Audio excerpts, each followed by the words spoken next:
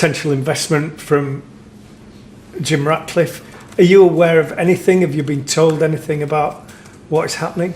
No. So I'm not involved in this, and others in the clubs are dealing with this. I'm focusing on my team. I'm focusing on the coming block, and I'm focusing on most important, most priority next game. It's all about that. Someone who presumably is not going to be involved is Jaden Sano. There's a lot of talk about him as well. Is there any change to his situation as far as you're concerned? I have everything said about it.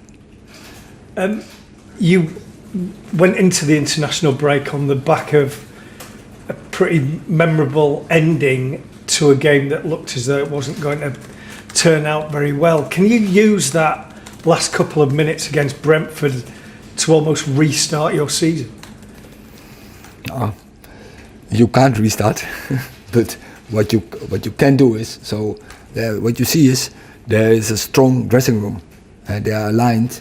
They are on one page, and they are so determined and willing to win games. And that is what we have seen in the last couple of minutes. And we invest a lot in that game, and in the end, we beat them because opponent they were beaten.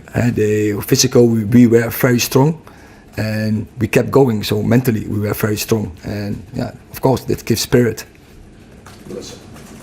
Erik, there's been a lot of criticism and noise around Anana and his performances. You know what a strong personality he is. I just want to know, how's he been dealing with everything that's been happening, and how are you helping him through it?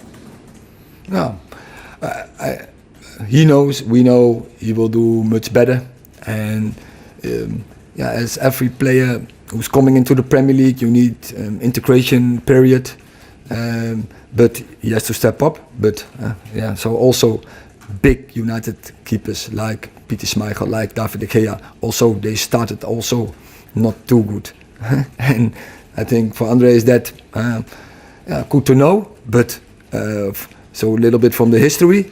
But we live now. We live in the future, and he have to make his future. By giving better performances, and he will do, I'm sure. He already showed that so many times in big clubs like Barcelona. When he was young, Ajax, Inter Milan. He was in semi-final Champions League. He was in the final Champions League. He is a great player, and I'm sure he will give us performance. And I'm sure we will have a lot of joy of him.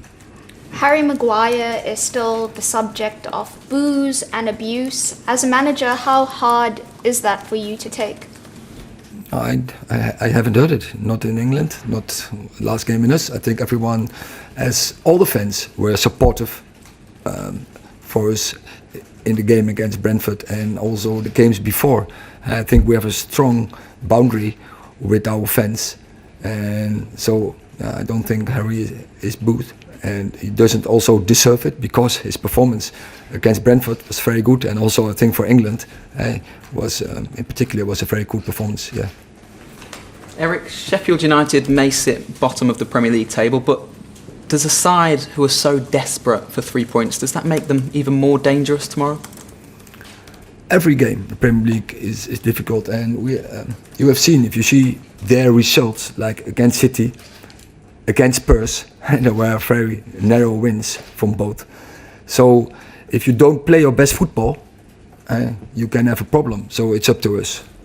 United are currently 4th from bottom in the league when it comes to your away record. Is there anything that you can put that down to specifically, or how do you go about rectifying that?